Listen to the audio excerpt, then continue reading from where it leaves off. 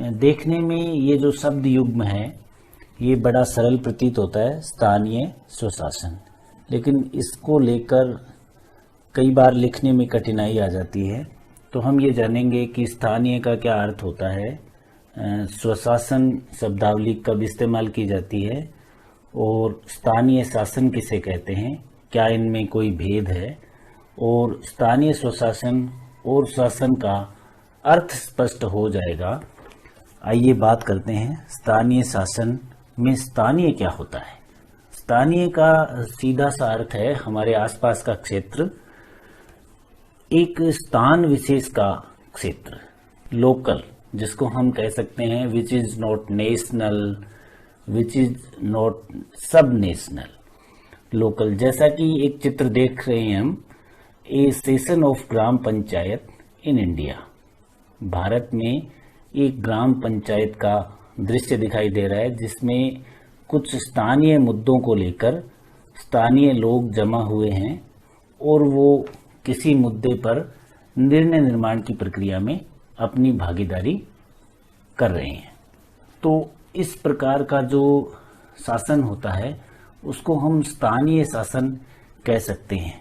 एक निश्चित क्षेत्र में, एक सीमित क्षेत्र में, एक स्थान विशेष के क्षेत्र में जो भी शासन की प्रक्रिया स्थानीय लोगों द्वारा स्थानीय मुद्दों के लिए इस्तेमाल की जाती है उसको हम स्थानीय शासन कह सकते हैं। अब हम बात करते हैं कि स्थानीय शासन और स्थानीय स्वशासन, इन दोनों में कोई अंतर होता है या नहीं। स्थानीय स्वशासन को अंग्रेजी में लोकल सेल्फ गवर्नमेंट या इन शॉर्ट कहें तो LSG कहा जाता है। हमारा देश संघात्मक शासन व्यवस्था वाला देश है। संघात्मक कहने का तात्पर्य ये है कि इसमें शासन या सरकार या सत्ता के दो या दो से अधिक स्तर होते हैं। तो हमारे देश में शासन के 3 स्तर हैं, संघ स्तर, राज्य स्तर तथा स्थानीय स्तर। उसी प्रकार की प्रशासनिक व्यवस्थाएं होती है। जो संघ स्तर पर प्रशासनिक व्यवस्था होती है उसको हम केंद्रीय प्रशासन कह सकते हैं और जो राज्य स्तर पर प्रशासनिक व्यवस्था होती है उसे हम राज्य प्रशासन कह सकते हैं। इसी प्रकार स्थानीय स्तर पर जो व्यवस्था होती है उसको हम स्थानीय प्रशासन कहेंगे। तो ये त्रिस्तरीय प्रशासनिक व्यवस्था है। शासन व्यवस्था भी संघात्मक शासन व्यवस्था है और उसमें संघवाद के 3 स्तर पाए जाते हैं हमारे देश में। तो 3 प्रकार की प्रशासनिक व्यवस्था होती है। अब स्थानीय शासन का अर्थ, जैसे हम ये स्टेट का, हमारे स्टेट राजस्थान का मैप देख रहे हैं, इसमें हमारी जो राज्य सरकार है वो यहाँ से संचालित होती है, जयपुर से। लेकिन अगर कोई स्थानीय मुद्दा है कहीं स्थान विशेष में, तो उस मुद्दे का समाधान करने के लिए स्थानीय लोग अगर अपना निर्णय निर्माण करें तो वो व्यवस्था अच्छी मानी जाएगी। जब स्थानीय नागरिकों द्वारा स्वयं की व्यवस्था की जाती है, अर्थात स्थानीय समस्याओं का समाधान स्थानीय नागरिकों द्वारा स्वयं किया जाता है, तब हम उस व्यवस्था को स्थानीय शासन कह सकते हैं। तो स्थानीय शासन की ही एक व्यवस्था है जिसमें स्थानीय स्तर पर स्थानीय लोग यानी लोकल, हमारे आसपास के लोग, वो ही उस समस्या का समाधान करते हैं, तब इसको स्थानीय शासन या लोकल गवर्नमेंट कहते हैं। परिभाषा अगर हम बात करें तो विभिन्न विद्वानों ने कई प्रकार की परिभाषाएं दी है, लेकिन फिर भी हम एक जनरल आइडिया इससे निकाल सकते हैं। स्थानीय लोगों को स्वयं के स्तर पर निर्णय निर्माण का अधिकार देने और स्वयं पर शासन करने की व्यवस्था का नाम स्थानीय शासन है। जैसा कि नाम में ही स्पष्ट होता है, स्थानीय स्वशासन जब हम कहते हैं तो जो स्व का अर्थ होता है, स्व का अर्थ होता है अपना, तो अपना शासन। स्वयं पर शासन कौन करेगा? हम खुद ही करेंगे। स्वयं पर शासन करने की इस व्यवस्था का नाम स्थानीय शासन है। स्थानीय की एक विशेषता यह होती है कि ये एक सीमित क्षेत्र में होता है, यह एक निश्चित सीमित क्षेत्र में होता है और वो उस एरिया की स्थानीय आवश्यकताओं के अनुरूप होता है। जैसे जैसलमेर की स्थानीय आवश्यकताएं अलग हो सकती है, इसी प्रकार झुंझुनू की अलग हो सकती है, इसी प्रकार उदयपुर की अलग हो सकती है। तो ये स्थानीय का अर्थ ही यही है। अब हम बात करेंगे कि स्थानीय स्वशासन तथा स्थानीय शासन में क्या अंतर होता है। स्थानीय स्वशासन को इंग्लिश में लोकल सेल्फ गवर्नमेंट कहा जाता है तथा स्थानीय शासन को लोकल गवर्नमेंट कहा जाता है। विभिन्न विद्वानों द्वारा दोनों ही शब्दावली का इस्तेमाल किया जाता है, लेकिन हमें कौन सा शब्द युग्म इस्तेमाल करना चाहिए ये जानकारी हमें इन बिंदुओं का जब हम अध्ययन करेंगे तब हमें पता चल जाएगा। इसमें दो विद्वानों के वर्ग हैं। एक विद्वानों का वर्ग ये मानता है कि local self government and local government यानी स्थानीय स्वशासन और स्थानीय शासन दोनों में कोई अंतर नहीं है, दोनों बराबर है। दूसरा जो विद्वानों का वर्ग है वो ये मानता है कि लोकल सेल्फ गवर्नमेंट और लोकल गवर्नमेंट दोनों बराबर नहीं है, यानी स्थानीय स्वशासन और स्थानीय शासन में भेद होता है, अर्थात वो एक साथ ये शब्दावली इस्तेमाल नहीं करते। तो दो विद्वानों के वर्ग हैं, एक दोनों को एक ही मानते हैं तथा दूसरे प्रकार के हैं वो ये मानते हैं कि दोनों में अंतर होता है। इन बिंदुओं के आधार पर हमें ये पता चल जाएगा कि हमें कौन सी शब्दावली का इस्तेमाल करना चाहिए, कौन सी सही है और दूसरी शब्दावली क्यों इस्तेमाल की जाती है। सबसे जो पहला बिंदु है वो है दोनों में अंतर का कंट्रोल ऑफ स्टेट। स्टेट का अर्थ राज्य, राज्य का नियंत्रण। तो कौन से में राज्य का नियंत्रण रहेगा और कौन से में नहीं रहेगा वो इन शब्दों को ध्यान से देखने से पता चल जाएगा। दोनों में शासन है लेकिन एक में स्व आया है। तो जहां स्व आया है इसका अर्थ होता है अपना। तो जहां पर अपना हो गया इसका मतलब यहां पर राज्य का नियंत्रण नहीं रहेगा। तो स्थानीय स्वशासन शासन की वह प्रणाली है जिसमें राज्य का नियंत्रण बहुत कम या नहीं रहता है तथा स्थानीय शासन में राज्य का नियंत्रण रहता है। दूसरी बात हम करें कि कॉन्स्टिट्यूशन में किस शब्दावली का इस्तेमाल किया गया है।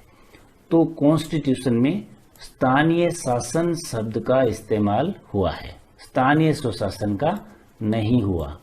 तो हमें इस शब्द का इस्तेमाल करना चाहिए, लेकिन जो यूनिवर्सिटी का पाठ्यक्रम है उसमें लोकल सेल्फ गवर्नमेंट दिया हुआ है, इसलिए हम स्थानीय स्वशासन की भी बात करेंगे, स्थानीय शासन की भी बात करेंगे और दोनों ही प्रयोग सही हैं, कोई भी गलत नहीं है। लेकिन संविधान में स्थानीय शासन शब्दावली का इस्तेमाल हुआ है, इस बात को विशेष रूप से ध्यान में रखना है। अब बात करते हैं नियम बनाने की जो शक्ति है वो किसके पास होती है, रूल मेकिंग पावर। तो स्थानीय स्वशासन में रूल मेकिंग पावर में राज्य का कोई नियंत्रण नहीं होता, इनके पास स्वयं नियम निर्माण करने की शक्ति होती है, जबकि स्थानीय शासन में राज्य सरकार ही नियम बनाती है। अब बात करेंगे रोल ऑफ ब्यूरोक्रेसी, नौकरशाही का क्या प्रभाव होता है। चूंकि इसमें राज्य का हस्तक्षेप रहता है स्थानीय शासन में, इसलिए यहाँ पर नौकरशाही प्रभावी होती है, जबकि स्थानीय शासन में नौकरशाही प्रभावी नहीं होती। अब बात करेंगे रोल ऑफ पीपल्स रिप्रेजेंटेटिव्स, जनप्रतिनिधियों की क्या भूमिका होती है। जनप्रतिनिधियों की स्थानीय शासन में कोई खास भूमिका नहीं होती, जबकि स्थानीय स्वशासन में जनप्रतिनिधियों की भूमिका अधिक रहती है। इसी कारण स्थानीय शासन में जनप्रतिनिधियों की भूमिका कम होने के कारण जो जनता के जो हित के मुद्दे हैं उनको कई बार दरकिनार कर दिया जाता है, जबकि स्थानीय स्वशासन में ऐसा नहीं होता। यहाँ पर जनप्रतिनिधियों की भूमिका है वो प्रमुख रहती है। और जो स्थानीय शासन है वो राज्य प्रशासन के अंग के रूप में काम करता है, जबकि स्थानीय स्वशासन है ये राज्य प्रशासन के अंग के रूप में काम नहीं करता। एक अंतर और है कि स्थानीय शासन के जो कार्मिक होते हैं, कर्मचारी होते हैं, वो लोक सेवक होते हैं, जबकि स्थानीय स्वशासन के कर्मचारी है वो लोक सेवकों की श्रेणी में नहीं आते। अगर हम इन दोनों में मुख्य अंतर की बात करें कि स्थानीय स्वशासन तथा स्थानीय शासन में मुख्य अंतर कौन सा है, तो वो है कंट्रोल ऑफ स्टेट, राज्य का नियंत्रण। जो मुख्य अंतर है local government and local self government में, वो मुख्य अंतर केवल राज्य का नियंत्रण है, और राज्य का नियंत्रण प्रभावी होने के कारण ही इसको स्थानीय शासन कहा जाता है। अदरवाइज स्थानीय स्वशासन अच्छा नाम है, और जो इसकी मूल भावना है वो स्वशासन की है, क्योंकि भारत में जब संघवाद का तीसरा स्तर जब 73वें 74वें संविधान संशोधन अधिनियम के माध्यम से जब स्थानीय शासन को संवैधानिक दर्जा दिया गया, तब उसका उद्देश्य ही यही था कि स्वशासन की स्थापना करनी है। तो मूल मुद्दा दोनों में अंतर का है, वो है राज्य का नियंत्रण। एक बात दोनों में विशेष अंतर वाली यह है कि संविधान में स्थानीय शासन शब्दावली का इस्तेमाल किया गया है। ये 7वीं अनुसूची, जिसमें कि हमारी संघ सूची, राज्य सूची और समवर्ती सूची आती है, उस 7वीं अनुसूची के जो सेकंड लिस्ट है राज्य सूची, उसमें जो 5वीं प्रविष्टि है वो स्थानीय शासन से संबंधित है। अर्थात स्थानीय शासन विशुद्ध रूप से राज्य सूची में शामिल है, राज्य सरकारों का विषय है।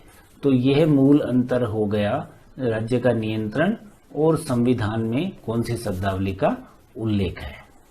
कई बार हम जब पुस्तक पढ़ते हैं तो उसमें स्थानीय स्वशासन, स्थानीय शासन के साथ साथ स्थानीय प्रशासन शब्दावली का भी इस्तेमाल किया जाता है, और वो इसलिए किया जाता है कि क्योंकि कोई भी प्रशासन की जो व्यवस्था है वो किसी न किसी शासन प्रणाली के अंतर्गत ही काम करती है।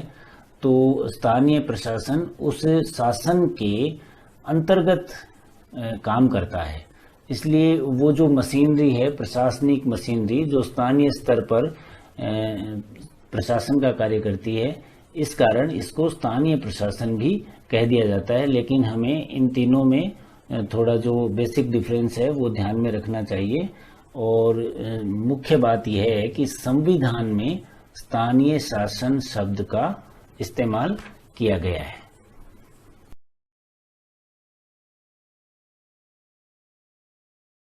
हम जानते हैं कि स्थानीय शासन वह शब्दावली है जो ये इंगित करती है कि किसी भी स्थान विशेष में आसपास का जो क्षेत्र होता है उसमें सबसे नज़दीक का जो शासन या शासन व्यवस्था होती है उसे हम स्थानीय स्वशासन के नाम से जानते हैं। भारत में स्थानीय स्वशासन का अस्तित्व प्राचीन काल से ही है। इस शासन व्यवस्था को शासन या प्रशासन की दृष्टि से 2 भागों में विभक्त किया जाता है। पहला है ग्रामीण स्थानीय स्वशासन। भारत में ग्रामीण स्थानीय स्वशासन या गांवों के स्तर पर जो शासन करने की प्रणाली है उसको ग्रामीण स्थानीय शासन कहते हैं। यह भारत में पंचायती राज के नाम से जानी जाती है। अर्थात पंचायती राज भारत में ग्रामीण स्थानीय शासन प्रणाली का नाम है। इसको अंग्रेजी में रूरल लोकल सेल्फ गवर्नमेंट कहा जाता है। रूरल लोकल सेल्फ गवर्नमेंट या रूरल लोकल गवर्नमेंट। दूसरा जो प्रकार है वह है नगरीय स्थानीय स्वशासन, अर्बन लोकल सेल्फ गवर्नमेंट। नगरीय स्थानीय स्वशासन तथा ग्रामीण स्थानीय स्वशासन भारत में बहुत पहले से विद्यमान है। ग्रामीण स्थानीय स्वशासन भारत में वैदिक काल से विद्यमान है। वैदिक काल में जो सभा समिति का कॉन्सेप्ट था, उसमें हमें ग्रामीण स्थानीय स्वशासन के दर्शन होते हैं तथा नगरीय स्थानीय स्वशासन के दर्शन हमें हड़प्पा कालीन सिंधु घाटी सभ्यता इंडस वैली सिविलाइजेशन में होते हैं। तो भारत में स्थानीय शासन के दोनों प्रकार जो हैं वो बहुत पहले से ही विद्यमान रहे हैं, प्राचीन काल से ही अस्तित्व रहा है। अब कोई भी व्यवस्था एक साथ इतनी जल्दी न तो समाप्त होती है न वो बनती है। तो प्राचीन काल में गौरवशाली इतिहास रहने के बाद कैसे भारत में स्थानीय शासन ने अपना वजूद खोया, फिर पुनः वही प्रयास वापस हुए, तो इन सब के बारे में जानेंगे। भारत में प्राचीन काल से ही स्थानीय स्वशासन की संस्थाएं मौजूद थी और वर्तमान तक उनका अस्तित्व है। तो वे किस प्रकार, कौन से काल में कैसे रहीं, किस प्रकार की समस्याओं का उनको सामना करना पड़ा, कब उन्होंने अपना अस्तित्व लगभग खोने के कगार पर वे आ गई थी और फिर पुनः उनका जो आधुनिक स्वरूप है वो सामने आया। आधुनिक स्वरूप की जो प्रणाली है, वर्तमान जो स्वरूप है, उसमें किसका योगदान है, इसके बारे में जानने के लिए हम अपनी सुविधा के अनुसार स्थानीय शासन की संस्थाओं के इतिहास को दो भागों में बांट सकते हैं। एक आता है स्वतंत्रता से पूर्व तथा दूसरा आता है स्वतंत्रता के बाद। भारत में स्वतंत्रता से पूर्व प्राचीन काल और आधुनिक काल की हम अगर बात करें तो प्राचीन काल में वैदिक काल, मौर्य, गुप्त, मुगल काल ये आते हैं तथा आधुनिक काल में हम ब्रिटिश काल को रख सकते हैं। तो स्वतंत्रता से पूर्व स्थानीय शासन संस्थाओं का बहुत लंबा इतिहास रहा है। भारत में वैदिक काल से स्थानीय संस्थाएं जो हैं, स्थानीय शासन के लिए संस्थाएं मौजूद रही हैं। वैदिक काल में सभा और समिति का उल्लेख मिलता है। मौर्य काल में भी स्थानीय स्वशासन बहुत विकसित रूप में था। कौटिल्य की पुस्तक अर्थशास्त्र में इसका जिक्र मिलता है। गुप्त काल में भी स्थानीय स्वशासन संस्थाओं का उल्लेख मिलता है। मुगल काल में भी स्थानीय शासन संस्थाएं विद्यमान थी। मुगलों ने इसमें कुछ ज़्यादा परिवर्तन नहीं किए, लेकिन जब से जमींदारी प्रथा आरंभ हुई तब से स्थानीय शासन जो संस्थाएं थी, स्थानीय शासन के लिए जो संस्थाएं थी, उनका उत्तरोत्तर ह्रास होता गया। अब आधुनिक काल की बात करते हैं। तो आधुनिक काल में जो ब्रिटिशर्स का जो प्रारंभिक काल था 1870 से पहले का, उसमें उन्होंने स्थानीय शासन के लिए जितनी भी संस्थाएं थी उनको कमज़ोर किया और भारत की जो पारंपरिक पंचायती राज व्यवस्था और नगरीय स्थानीय स्वशासन की जो संस्थाएं थी उनको कमज़ोर किया गया। लेकिन उनको धीरे धीरे लगा कि अगर भारत का सही अर्थों में हमें कुछ करना है तो फिर हमें स्थानीय स्वायत्त संस्थाओं को विकसित करना होगा। तो सबसे पहला प्रयास हुआ था 1870 में, जब मेयो ने विकेंद्रीकरण का एक प्रस्ताव रखा। उसके पश्चात फिर धीरे धीरे विकास होता गया। अब स्वतंत्रता के बाद हम अगर देखें 1950 में जब भारत का संविधान बनकर तैयार हुआ तो अनुच्छेद 40 में पंचायत के गठन के लिए राज्यों को निर्देश दिए गए। अनुच्छेद 40 में नीति निर्देशक तत्वों के तहत पंचायत शब्द का उल्लेख करते हुए कहा गया कि राज्य पंचायत का गठन करेगा और इसकी स्वायत्तता के लिए समय समय पर कदम उठाएगा। इस प्रकार का विचार जो महात्मा गांधी की ग्राम स्वराज्य की अवधारणा है उसके आधार पर यह संविधान में नीति निर्देशक तत्वों में शामिल किया गया। फिर ये चूँकि नीति निर्देशक तत्व था तो राज्यों के लिए बाध्यकारी नहीं था। फिर उन्होंने राज्यों ने समय पर चुनाव भी नहीं करवाए और पंचायती राज संस्थाओं का अनियमित चुनाव होना, ध्यान नहीं दिया जाना, शासन में लोगों की भागीदारी नहीं होना, इस प्रकार के कई कारण रहे और 1992 तक व्यवस्थाएं चलती रही। 1992 में 73वां और 74वां संविधान संशोधन लाकर ग्राम पंचायतों अर्थात पंचायती राज व्यवस्था यानी ग्रामीण स्थानीय स्वशासन तथा नगरीय स्थानीय स्वशासन, इनको संवैधानिक दर्जा दिया गया, जो कि 1993 से लागू हुआ। पूरे देश में एक रूपता के लिए इन दोनों को स्थानीय शासन प्रणाली के दोनों जो प्रकार हैं, ग्रामीण और नगरीय स्थानीय शासन, इन दोनों को संवैधानिक दर्जा दिया गया। तो स्वतंत्रता के बाद 1993 से लेकर अब तक स्थानीय शासन संस्थाओं ने अच्छा कार्य किया है, जब से इनको संवैधानिक दर्जा मिला है। हम अगर इतिहास का एक बार पुनः रिकैप करें तो हम ये देख सकते हैं कि भारत में प्राचीन काल से ही स्थानीय शासन के लिए व्यवस्थाएं विद्यमान थी। प्राचीन काल में, वैदिक काल में सभा समिति का उल्लेख इसका एक उदाहरण है। मौर्य काल, वो चाहे गुप्त काल हो, मुगल काल हो, सब में स्थानीय शासन के लिए स्थानीय शासन संस्थाओं का जिक्र आता है। आधुनिक काल में भी शुरू में ब्रिटिशर्स ने ध्यान नहीं दिया, लेकिन बाद का जो समय है 1870 के बाद का, उसमें उन्होंने प्रयास किए और वर्तमान जो आधुनिक स्वरूप है स्थानीय शासन संस्थाओं का या स्थानीय शासन का, वो ब्रिटिश काल की ही देन है। स्वतंत्रता के बाद पंचायतों को स्थान मिला अनुच्छेद 40 में नीति निर्देशक तत्वों के तहत, लेकिन नगरीय स्थानीय शासन का कोई उल्लेख संविधान में उस समय नहीं किया गया था। बाद में 73वें और 74वें संविधान संशोधन के माध्यम से 1993 से ये व्यवस्थाएं लागू की गई। स्थानीय शासन का तीसरा स्तर संवैधानिक दर्जा मिला स्थानीय शासन को, लोकल गवर्नमेंट को। उसके पश्चात पंचायती राज तथा नगरीय शासन दोनों में त्रिस्तरीय व्यवस्था स्थापित की गई। अब स्थानीय स्वशासन के इतिहास के बारे में कुछ विशिष्ट तथ्यों का अध्ययन कर लेते हैं। सबसे पहले 1870 में लॉर्ड मेयो ने एक प्रस्ताव रखा विकेंद्रीकरण का, लेकिन यह पारित नहीं हो सका। उसके पश्चात 1882 में लॉर्ड रिपन ने प्रस्ताव रखा, जो कि मई 1882 से लागू हुआ।